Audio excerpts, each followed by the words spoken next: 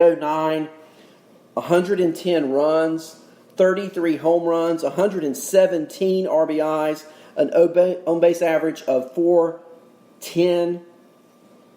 Against lefties, he hit 297. Against righties, he hit 314. Away from Fenway Park, he hit 282. At home at Fenway Park, he hit 337. 17 homers at home, 16 homers on the road. He's 27. Consistent, and he puts up the numbers. And he's going to need to do that for Boston this year because a lot of questions, but they don't have a manager yet. What's going to happen to Mookie Betts? I told you yesterday, I think Betts gets traded. I'd stand by that. Bogaerts is quietly becoming the leader of that team.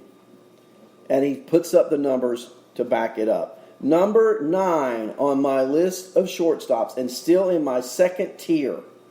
When we finish my second tier, we will have gone through 12 shortstops. And I'm on number 9 right now. And last year, no doubt, breakout season for Ketel Marte. What a year Marte had. He's multi-positional eligible, shortstop, second base, outfield. Last year, he hit 329, an on-base average of 419. He scored 97. He hit 32 bombs. He drove in 92 and double digits in stolen bases with 10. The splits, what consistency. 333 against lefties, 327 against righties. Of course, he's a switch hitter.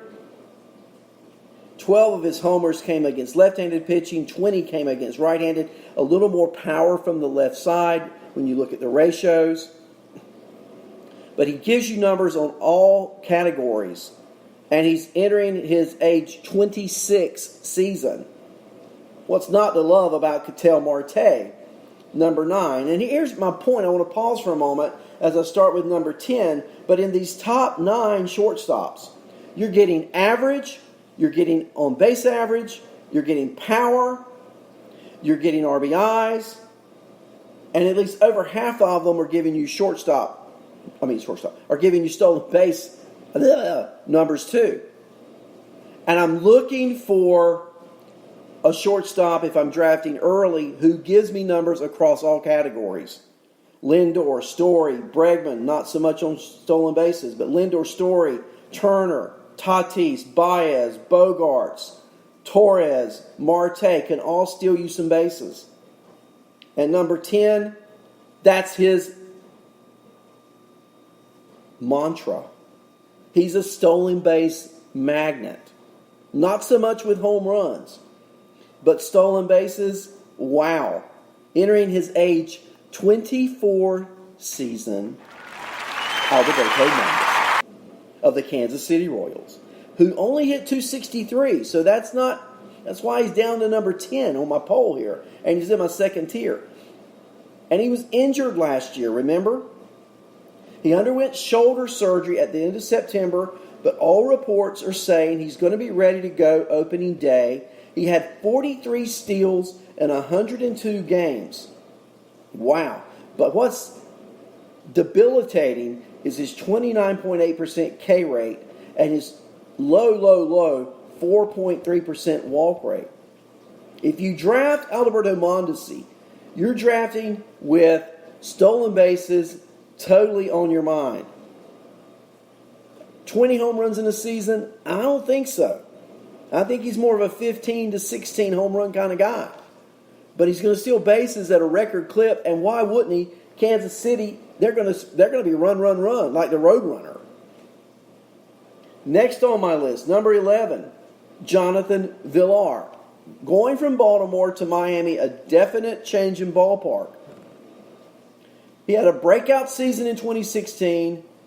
Remember the 2017 draft when his stock was just so high and then he just flopped? Yeah. And he hasn't ever reobtained that high draft status as he had going into the 2017 draft. But he had a 24-40 campaign last year for Baltimore, 24 homers and 40 stolen bases.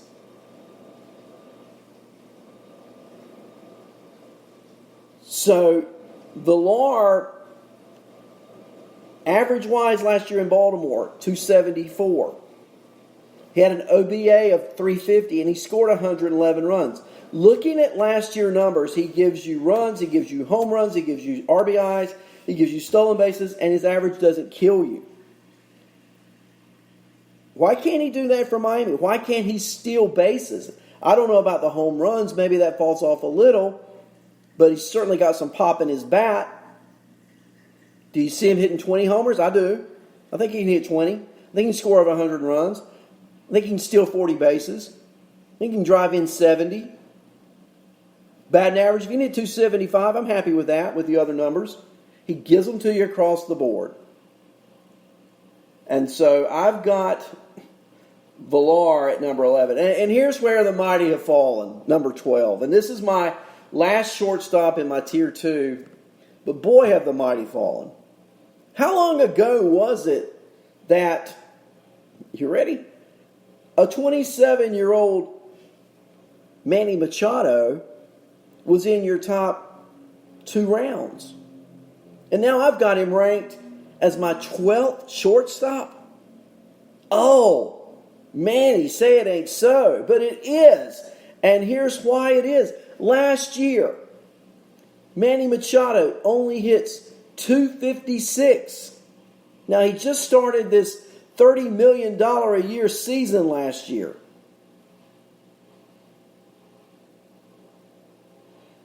He had a 4-year low in barrel percentage, 8%. He only scored 81 runs. Now, he did hit 32 bombs. He only stole 5 bases. Compare that to 2018 when he had double digits in stolen bases.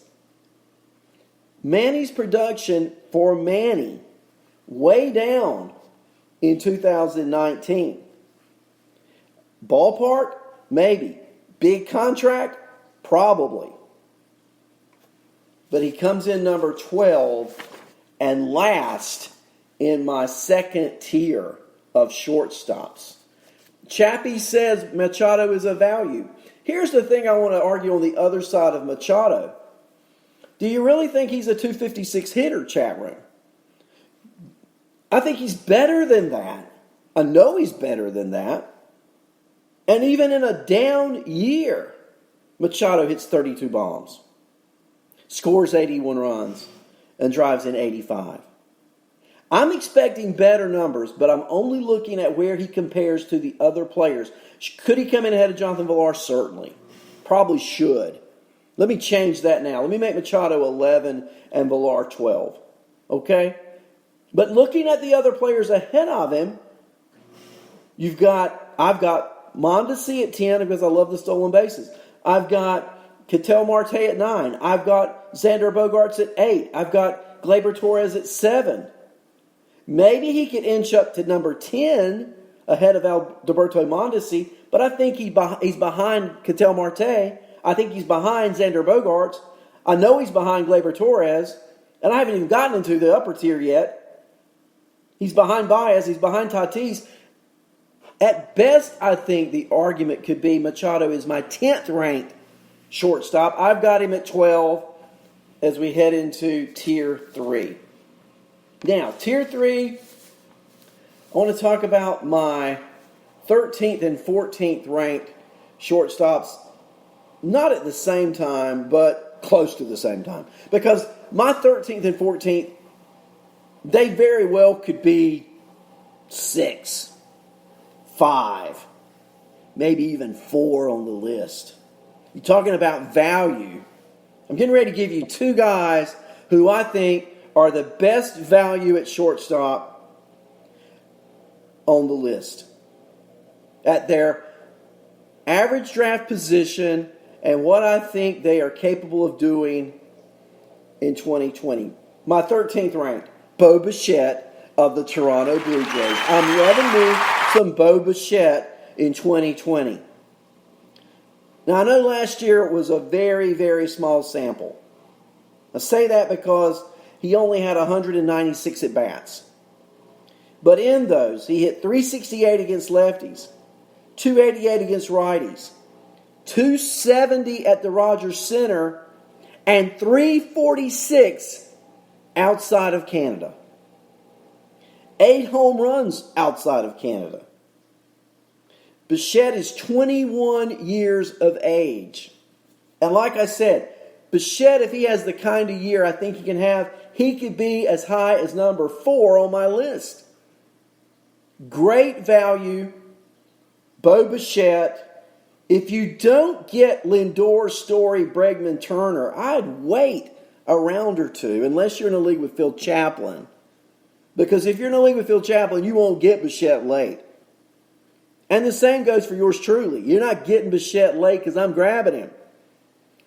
But great upside to the 6', 200-pound, right-handed hitting, 21-year-old Toronto rookie shortstop, Bo Bichette. Bo knows. Number 14. Not a young player by Bo Bichette standards. He's 29, entering his 29 year. But I think another great value at shortstop. He goes unnoticed. Maybe it's because he plays on the West Coast. What about Marcus Semien? I mean, is he not one of the great fantasy baseball values at a position? If I gave you his numbers alone, he ranks right up there in the top 4. 285 average. A 397 on base average. 123 runs scored last year. That's right. 123. 33 home runs.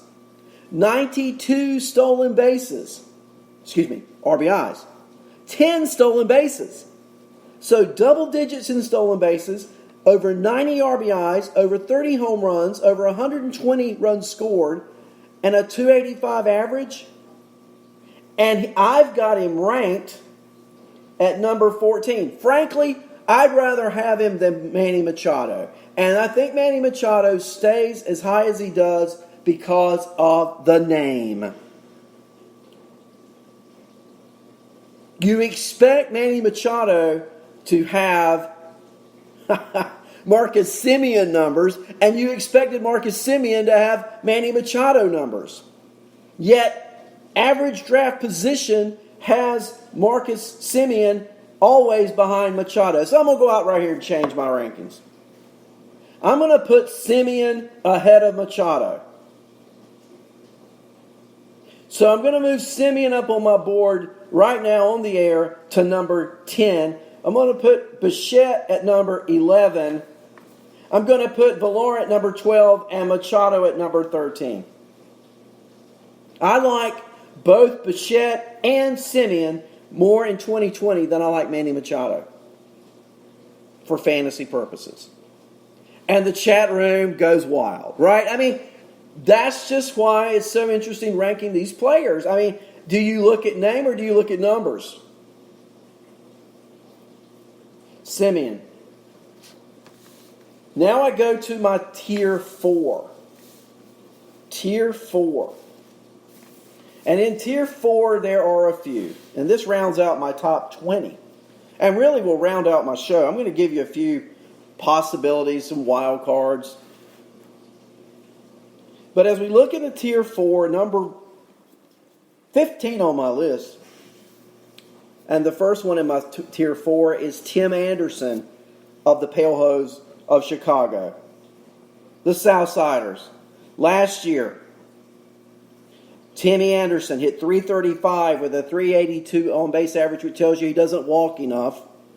He had 17 stolen bases. He scored 81 runs and hit 18 bombs. His left-right splits, .339 against right-handers, .322 against left-handers. At home, he hit .325. Away from home, .345. He gives you numbers in all the categories except RBIs. And he's only 26 years old. Remember how he lit up the fantasy world beginning of the season? He had 8 homers, 13 stolen bases, and a .320 batting average through the first month and a half in 2019. He hurt his ankle in mid-May, but he had a .357 average after his injured list trip, which showed he can still hit, didn't run as much, He's the reigning Major League Baseball batting champ. And I think he's